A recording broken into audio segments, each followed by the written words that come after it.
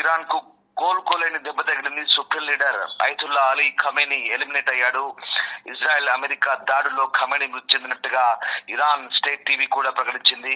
ఈ దాడిలో ఖమేనీతో పాటు అతని కూతురు, అల్లుడు, మనవరాలు, బంధువులంతా కూడా దుర్మరణం చెందినట్టుగా ఇరాన్ మీడియా ప్రకటించింది. 40 రోజుల పాటు సంతాప దినాలు ప్రకటిస్తూ కూడా ఇరాన్ మీడియా ప్రకటించింది. ఖమేనీ మృతి ప్రకటించేస్తూ టీవీ యాంకర్ కన్నీళ్లు పెట్టుకున్నారు. ఉదయం నుంచి కూడా ఖమేనీ టార్గెట్ గా వరుస దాడులు కొనసాగాయి. తొలుత ఖమేనీ ఇంటిపై దాడి చేశారు. దాడిలో పూర్తిగా ఖమేనీ ఇల్లు దెబ్బతింది. ఈ దాడి తర్వాత సేఫ్ ప్లేస్ కు తరలించినట్టుగా ప్రకటించినప్పటికీ ఆ తర్వాత 86 ఏళ్ల సుప్రీం లీడర్ ఖమేనీ జాతిని ఉద్దేశించి ప్రసంగిస్తారంటూ వార్తలు కూడా వచ్చాయి. కానీ కొన్ని నిమిషాల్లోనే ఖమేనీని ఎలిమినేట్ చేసినట్టుగా వార్తలు వెలువడ్డాయి.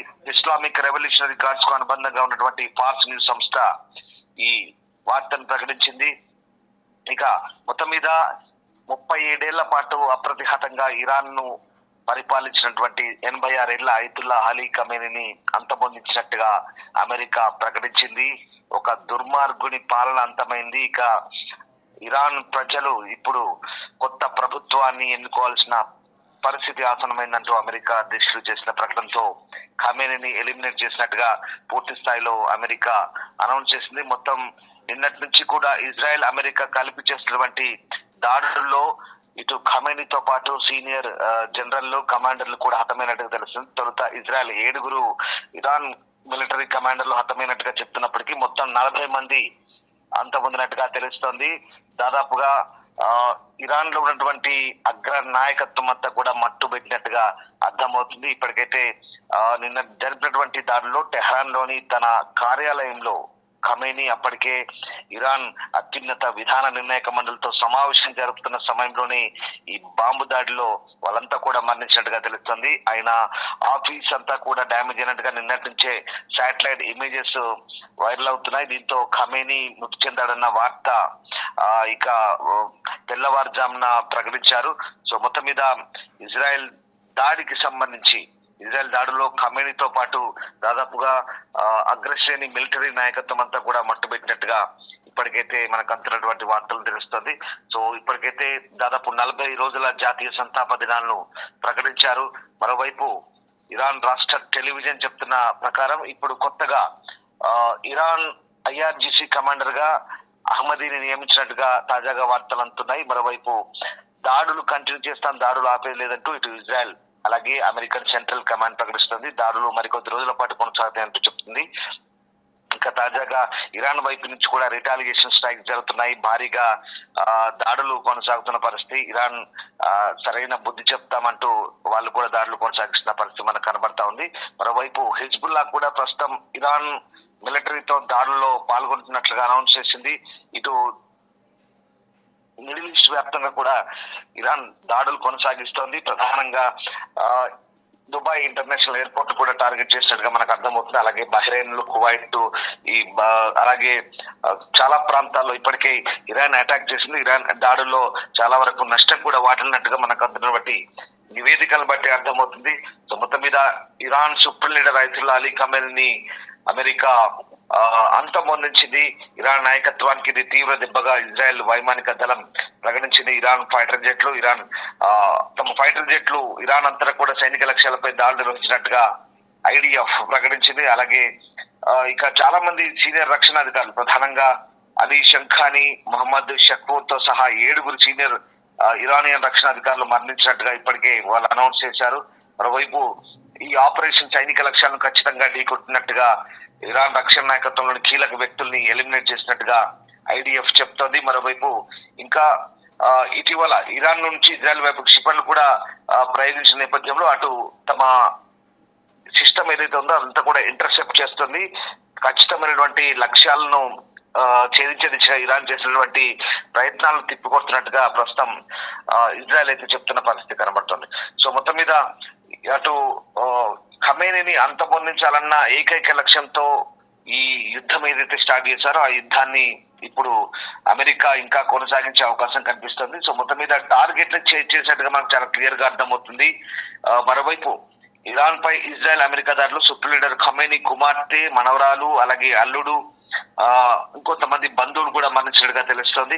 సో తాజా పేలుళ్లు ఇప్పుడు టెహ్రాన్ ను మళ్ళీ కుదిపేసిన పరిస్థితి కనబడుతుంది. ఇరాన్ బాలిస్టిక్ క్షిపణి సామర్థ్యాలు అలాగే వైమానిక రక్షణ వ్యవస్థలు లక్ష్యంగా చేసుకొని ఆ ఇరాన్ పై ఇజ్రాయెల్ అలాగే అమెరికా జాయింట్ ఆపరేషన్ ఏదైతే ఉందో అది పూర్తి స్థాయిలో సక్సెస్ అయినట్టుగా మనకు అర్థమవుతుంది. మరోవైపు మిడిల్ ఈస్ట్ వ్యాప్తంగా కూడా ఇటు ఇరాన్ దాడులు కొనసాగిస్తోంది.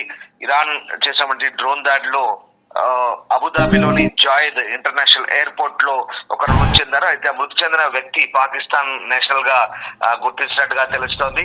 సో అధికారిక ప్రకటన ఇప్పటికే అబుదాబి చేసింది. మరోవైపు ఇటు చాలా అంటే బుర్జ్ ఖలీఫా హోటల్ ఏదైతే బుర్జ్ ఖలీఫా పై కూడా డ్రోన్ దాడి చేసినట్టుగా తెలుస్తుంది. ప్రస్తుతం ఆ డ్రోన్ ను ఇంటర్సెప్ట్ చేసినట్టుగా తెలుస్తుంది.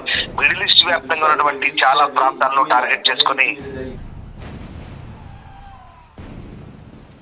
ఇజ్రాయెల్ ఏదైతే అనుబంధ సంస్థలు స్థావరాలున్నాయి వాటిపై ఇరాన్ దాడి చేసినట్టుగా మనకు అర్థమవుతుంది. సో మొత్తం మీద ఇటు బుర్జ్ అరీఫ్ సమీపంలో కూడా ఈ డ్రోన్ దాడిని అడ్డగిస్తున్న పరిస్థితి, మధ్య ప్రాంతాల్లో పెరుగుతున్న ఉద్రిక్తల మధ్య ఇటు పూర్తి స్థాయిలో ఎక్కడికక్కడ ప్రాంతీయ ఉద్రిక్తలు పెరుగుతున్న నేపథ్యంలో ఆయా దేశాలు అప్రమత్తమైన పరిస్థితి కనబడుతోంది. సో ఇరానియన్ క్షిపణి దాడి నుంచి తప్పించుకునేందుకు అటు ఇజ్రాయెల్ ప్రజలు కూడా అప్రమత్తంగా ఉండాలంటూ ఇప్పటికే అక్కడ ఎమర్జెన్సీ కూడా ప్రకటించారు. అక్కడ ప్రజలంతా కూడా సురక్షితంగా బంకర్ లో తలదాచుకుంటున్న పరిస్థితి కనబడతా ఉంది. సో మొత్తం మీద ప్రస్తుతం ఉన్నటువంటి పరిస్థితుల్లో ఇటు ఇజ్రాయెల్ అలాగే అమెరికా దాడులు ఇంకా కంటిన్యూ అవుతాయని చెప్తున్న పరిస్థితి కనబడుతోంది. ఇక ఇరాన్ కూడా తాడో పేడో తెలుసుకునేందుకు సిద్ధమవుతుంది. పూర్తి స్థాయి మిసైళ్లకు పని చెప్తున్న పరిస్థితి కనబడుతోంది. టెల్ అవీవ్ పై కంటిన్యూగా దాడి చేస్తున్న పరిస్థితి కనబడతా ఉంది. టెల్ అవీవ్ లో ఎప్పటికప్పుడు ఇంటర్సెప్ట్ చేస్తున్న పరిస్థితి మనకు కనబడతా ఉంది. సో మొత్తం మీద ప్రధానంగా Iran supreme leader Ayatollah Ali ఖమేనీని ఎలిమినేట్ చేయడం ద్వారా అమెరికా ఇజ్రాయెల్ తన లక్ష్యాన్ని నెరవేర్చుకున్నట్టుగానే కనబడుతోంది.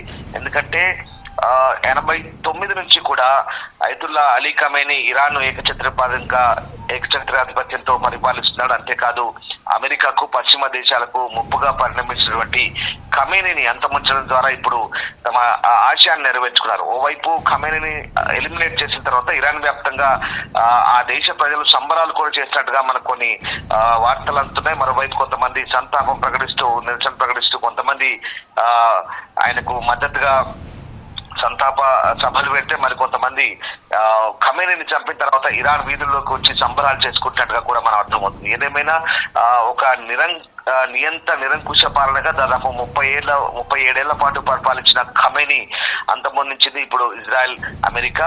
సో అంటే ఈయన పాలనలో కాస్త దుర్మార్గమైనటువంటి కొన్ని కార్యక్రమాలు కూడా జరిగాయని చెప్తున్నారు. వేలాది మందికి ఉరి శిక్షలు వేయడం, అలాగే ఒక చిన్నపాటి అంశాలు కూడా హిజాబ్ ధరించకపోతే ఒక మహిళను అత్యంత కిరాతకంగా క్రూరంగా కొట్టి చంపిన ఘటనలు కూడా ప్రపంచవ్యాప్తంగా సంచలనం రేపిన సంగతి తెలిసింది. అలాగే మతాధికారుల పాలన కూడా ప్రజలకు విసుగు పుట్టింది. పూర్తిగా ప్రజల్ని హింసించాడు, అలాగే ప్రజల్ని అనేక రకాలుగా నిర్బంధాలకు గురి చేశాడనే ఆరోపణలు కూడా ఖమేనీపై ఉన్నాయి. దాంతో పాటు ఇక ఖమేనీ పూర్తి స్థాయిలో ఆయనకు ఉన్నటువంటి మచ్చ ఏంటంటే కేవలం ఖమేనీ తన దేశంలో నిర్బంధ పాలన మాత్రమే కాదు, ఇక చుట్టుపక్కల ఏవైతే పశ్చిమ దేశాలు కానీ లేదా యూరోపియన్ దేశాలపై దాడులు చేయించడం, ఇంకా అంతేకాదు అలాగే ఫ్రాక్షన్లను ప్రోత్సహించడం, హిజ్బుల్లా కావచ్చు, హమాస్ కావచ్చు, అలాగే మిలిషియా గ్రూప్ కావచ్చు, హైతీలు కావచ్చు, ఇట్లాంటి దుర్మార్గమైనటువంటి టెర్రరిస్ట్ గ్రూపులను ప్రోత్సహించి ఆయా దేశాలపై గుసిగొల్పాడు. అసలు ఈ మొత్తం హింసకు కారణం కేంద్ర బిందువు ఖమేనీయే. అలాంటి దుర్మార్గమైనటువంటి ఖమేనీని వాళ్ళ అంతమంది ద్వారా ఒక మంచి పనిని చేశాం, ఒక శుభకార్యాన్ని చేశాం.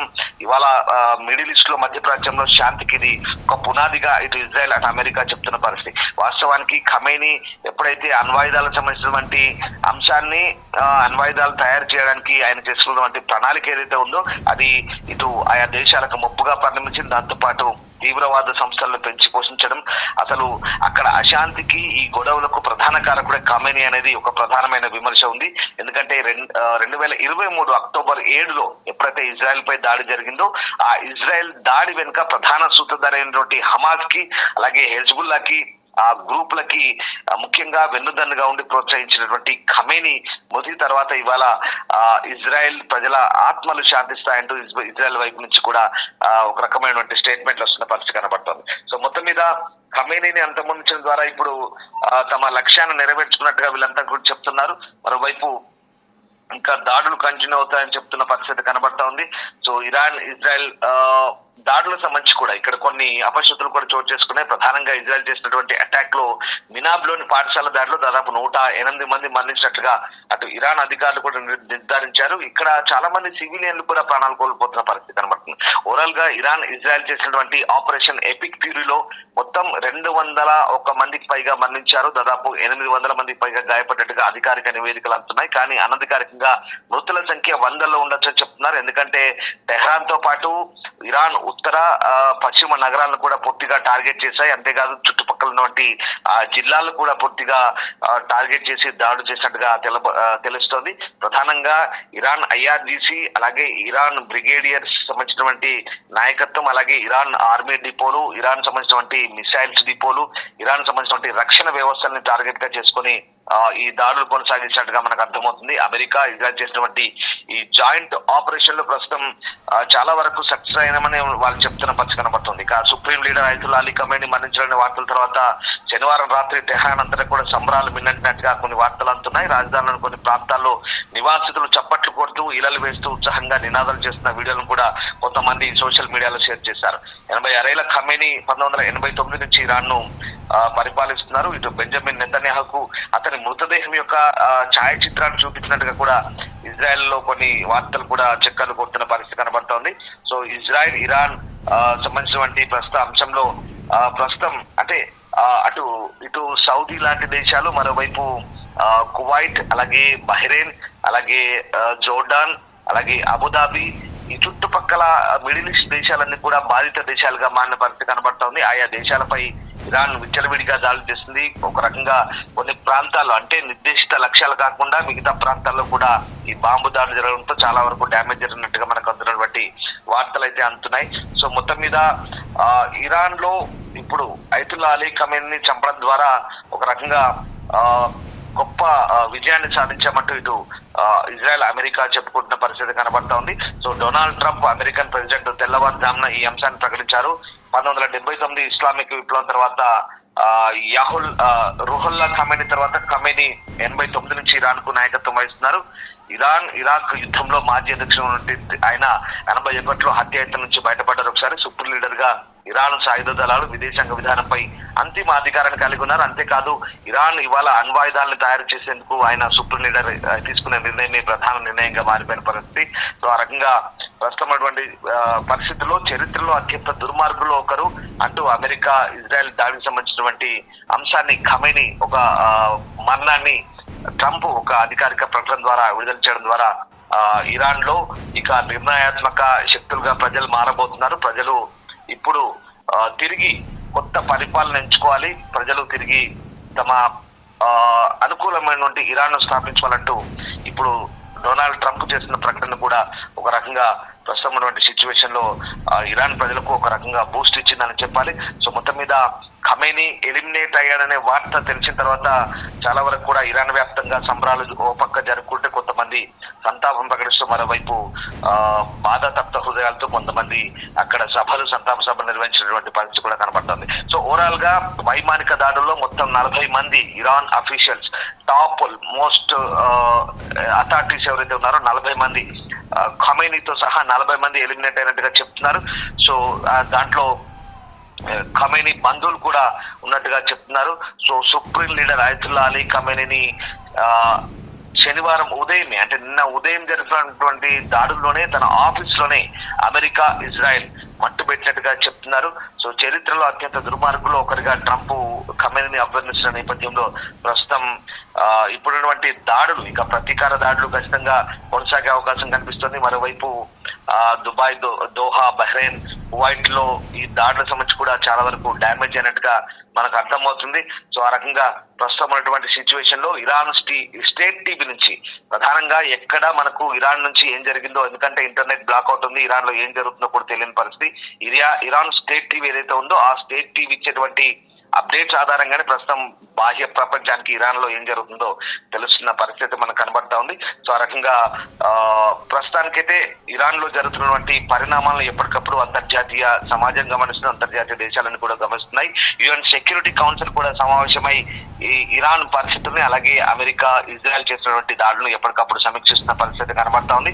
సో మొత్తం మీద పశ్చిమాసియా అయితే భగ్గుమంటుంది.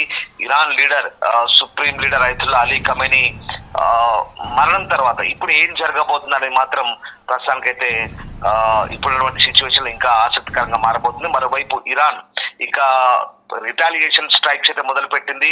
ప్రధానంగా దుబాయ్ లోని సిఐఏ హెడ్ క్వార్టర్స్ ని టార్గెట్ చేసినట్టుగా మనకి ఇప్పుడు అంతా ఒక తాజా సమాచారం బట్టి తెలుస్తుంది.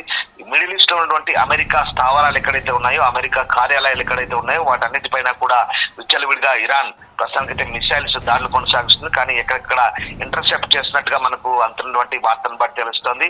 ప్రస్తుతం అయితే దుబాయ్ లో ఉన్నటువంటి United states CIA head quarters కూడా టార్గెట్ చేసి దాడులు చేసినట్టుగా మనకు అందుతున్నటువంటి సమాచారాన్ని బట్టి అర్థమవుతుంది. ఏదేమైనా ప్రతీకార దాడులైనటువంటి ఊహించినవే అవి తప్పని పరిస్థితుల్లో ఖచ్చితంగా ఇరాన్ చేయాల్సి వస్తుంది. కాబట్టి ఇరాన్ ఆ దాడులను సమర్థించుకుంటుంటే మరోవైపు ఆయా దేశాల సార్వభౌమత్వంపై దాడులు చేస్తుంటే ఆ దేశాలన్నీ కూడా ఈ దాడులను ఖండిస్తున్నాయి. కానీ ఎక్కడ ఏ దేశాలు కూడా ఇరాన్ పై తిరిగి దాడులకు కానీ వేరే ఇతరత్ర అంశాలకు కానీ ప్లానింగ్ అయితే చేయట్లేదు. ప్రస్తుతం ఉన్నటువంటి పరిస్థితుల్లో ఇరాన్ ఇక పూర్తి స్థాయిలో ఒక రకమైనటువంటి అత్యున్నత నాయకుడిని కోల్పోవడం ద్వారా, అత్యున్నత విధానపరమైనటువంటి నాయకత్వాన్ని కోల్పోవడం ద్వారా ఇరాన్ బలహీనపడ్డట్టే తెలుస్తోంది.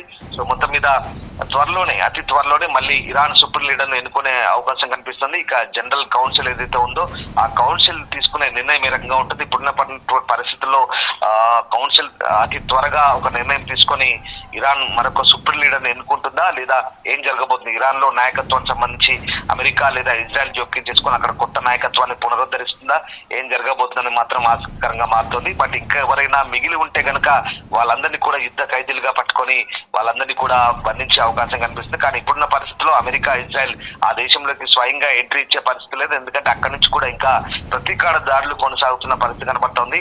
మళ్ళీ తిరిగి కొత్త చీఫ్ గా ఐఆర్జీసీ చీఫ్ గా అహ్మదీని నియమించిన నేపథ్యంలో ఇరాన్ కు మళ్ళీ హెజ్బుల్లా కూడా తోడైంది. వీళ్ళిద్దరు కలిసి మిగతా దేశాలపై అటాక్ చేస్తున్న అవకాశం నేపథ్యంలో మరికొద్ది రోజుల పాటు ఇంకా ఈ దాడులు కంటిన్యూ అయ్యే అవకాశం ఉన్నట్టుగా అమెరికన్ సెంట్రల్ కమాండ్ చెప్తోంది. అలాగే ఇజ్రాయెల్ కూడా ఈ దాడులు కంటిన్యూ చేస్తామంటూ చెప్తోంది.